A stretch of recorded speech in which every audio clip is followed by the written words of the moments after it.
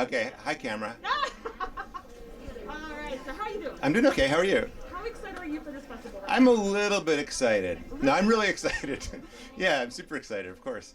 Oh my God, I love all my babies. I just want them to do so well. This is one of my favorite events of the year. It's when all of LA can come to one place for 3 days and binge watch the best animation around the world. And so yeah, it's a lot of fun. You know, the purpose of the festival is to establish animation as an art form on par with live action filmmaking. So animation is film is the name of the festival. And you know, I think that over the last several years, the world has really moved a lot more in that direction, with animation being recognized as it is rightly should be, as an art form for adults and not just for kids, and from all over the world and not just from Hollywood. And so, you know, really this festival is in celebration of that. I'm feeling good. You know, it's a good, exciting evening, I think. Sorry, I should probably hold this up here. Yeah, I think I'm really excited. I think, you know, it's really, I think along with the rest of the world, really bummed that last year, I think there was just such a huge impact to so many cultural events, including ours. And I think it's really exciting to be back with audiences again and able to kind of share films together, because while there was so much, I think, sharing of communal screening, you know, sort of online, I think nothing really beats being together in a theater and really celebrating film and filmmakers. So yeah, very excited. GKIDS GKIDS means a lot. It's my business partner, you know, Erick, and he had a wonderful idea. I was the first employee in, so it's really it's been, I think, almost 15 years now, and it's really been tremendous to grow from a really small company that did like one film release a year to a company that would be capable of not just releasing films, but also partnering with other organizations and groups to really create something that celebrated a medium that we've really come to love, you know, through the years. So yeah, it's been fantastic. Opera, there was a film that really reflects our human society and history. And then, yeah, I mean, thankfully got nominated for Oscar this year, and then tremendous love. So yeah, that's what Opera is. And then I'm happy to be here. Thank you. Opera was, you know, a miracle. It's something that he did on nights and weekends with artists from around the world, from Pixar. It was a piece of passion, and he also did it while we were working on our first project together called Namu. Which Erick is going to be talking about tomorrow with Baobab Chief Creative Officer Erick Darnell as part of the Animation is Film programming. So I hope everyone gets to see it and gets to see Namu, which means tree in Korean. And it's a 12-minute film where every single frame was hand-painted.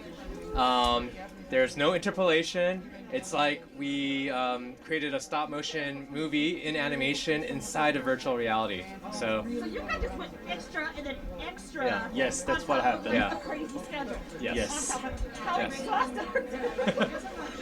Well, we're tired, but the good part is now. we took, Yeah. we took some nap, you know, so we're fine. What drove you? I mean, it's already hard to just do a project and then to do two at the same time. I don't know. I think it's just a message we like to convey to the world, you know, through our film and art. So that just keeps on getting going, you know. So that's what it is. With all the hard work that you guys put into this film, what are you hoping the audiences come away with? I don't know. I just wish our film and art, you know, to provide audience to just stop and think about life and you know, how beautiful and precious our life is actually at the end of the day. So yeah, that's my hope. And Yeah, so for Erick's first project at Baobab, Namu, he and our entire team created it entirely during the pandemic. And the movie is literally about those moments in life where you actually take a moment and actually reflect on your tree of life and what's impacted it. And so it was actually very, you know, heartbreaking, but also poetic for us to think about how we were creating this story in the middle of a time in human history where we were all doing that, you know, looking at our mortality, our lives in a new way for the first time. ベルのお話をちょっとしていただけますか。まあその始まりのきっかけだとかそういう面で。そうだね。ベルっていうのはね、インターネットの世界で展開する美女と野獣なんですけど、やっぱりそのディズニーの美女と野獣から現代の美女と野獣に、どういう風に作るかっていうのを考えて作りました。So Belle actually is Beauty and the Beast with a very digital internet backdrop, and since Disney's Beauty and the Beast from 30 years ago, I really thought about how we can bring this this story into the present modern day era. I get chills. I love Beauty and the Beast, so I'm very す excited. ごい美女と野獣は大好きだったので本当に私楽しみです。僕もねすごいねディズニーの美女と野獣尊敬してるジャン・コクトーのも尊敬してるし本当にそれをね自分なりの美女と野獣の解釈で現代新しくできたんですよね。So I really love, of course, Disney's Beauty and the Beast, but also Jean Cocteau's Beauty and the Beast from prior. So I was really thinking about how I can bring this wonderful story into the modern era. From the trailer, we get such bright colors and bright すごい perspective. いろんなそのカラフルな Was 色 there だった any り like すごい particular 開けた color scheme that you 色 like だったり want す to ごいこのカラースキームでこれでいこうって思ったやっぱりビジョンあったんですね監督の。やっぱりねそのね現代のインターネットっていうのはどういうビジュアルで展開するのかっていうことをこうすごくこう壮大な空間を作るのに苦労したんだけどその分こう映画がダイナミックに展開するんでそれ楽しみにしてください。So we really had to think hard about how we were going to translate this idea or concept of the internet into something very visual. So that was definitely a struggle inside, but I think we ended up on something really, really nice. So I hope everyone gets to look forward to that. Thank you す so ごい楽しみです。いやーありがとうございます。僕もエキサイティングしてます。Thank you so much. Hi, I'm Antonia Raul Corbo, and I played Labici in Poupelle of Chimney Town. My name is Misty Lee, and I play Lola in Poupelle of Chimney Town. Very excited. I've waited my whole life pretty much since I was 6 to be on a carpet, so it's really cool. We recorded Poupelle during the pandemic, and it was a challenge because we had to do it from a bunch of different studios. We never had a chance to really work together, so this is our first time meeting. Yeah, it's crazy.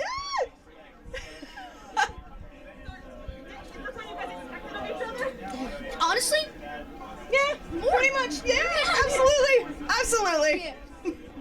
so honestly, my character's exactly like me. Like, I couldn't tell the difference, honestly. I was reading the script and I'm like, hey, this is exactly like me. So it was pretty cool. It was very amazing doing it. I loved it. And it was an amazing experience. And I got to play his mom, and to be the mom of a dynamic, fantastic kid who is completely unfettered by all the crazy stuff that's going on because he has a passion and a belief. What a privilege. It's so easy to believe in him. I'll answer this one first because I got to hear your work. So when I came in, his stuff was already done. So I got to hear how fantastic and connected he was and what a great job he did. And you can hear his heart through the entire movie. So it made my job so easy. But you had to go in raw, right? You were cold. It was kind of hard, but once you get the hang of it, it was really awesome. You did amazing. You did fantastic. Oh, thank you. Because midway through, I was hearing some of the stuff that you did, and you did fantastic. It was very easy to do it, especially when you came in. So it was very awesome. Yeah. I think that I definitely when I watched it, because I watched it, but what I came away from it is that when you put your mind to anything, you can do it. And when you really have a dream and you have passion for it, then it's definitely going to come true. I mean, I've been doing this since I was 6, and my dream came true. Now I'm on the carpet, so it's crazy how everything works out. And for me, my hope is that people walk away from this with the understanding that we are all stars, and that if you really believe in something that and you aspire to the greater good for all of society, that no matter how small other people think you are, you can make a really big difference. My first animation film I loved was Yellow Submarine that I saw on the 3rd day after it opened. My aunt took me in New York, and I've probably seen it 30 times so before I was 14. So yeah, I watched that movie a lot. Oh boy. I guess the truthful answer is Ferngully. But yeah, Ferngully, sure.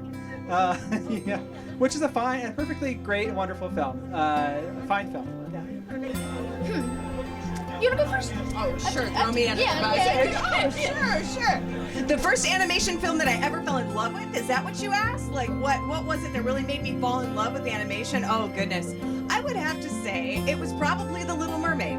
because it was so beautifully done. The music was incredible, and I looked at that and said, wow, that is an animation character that I aspire to be. And so I think that that was probably my first one. That's how old I am.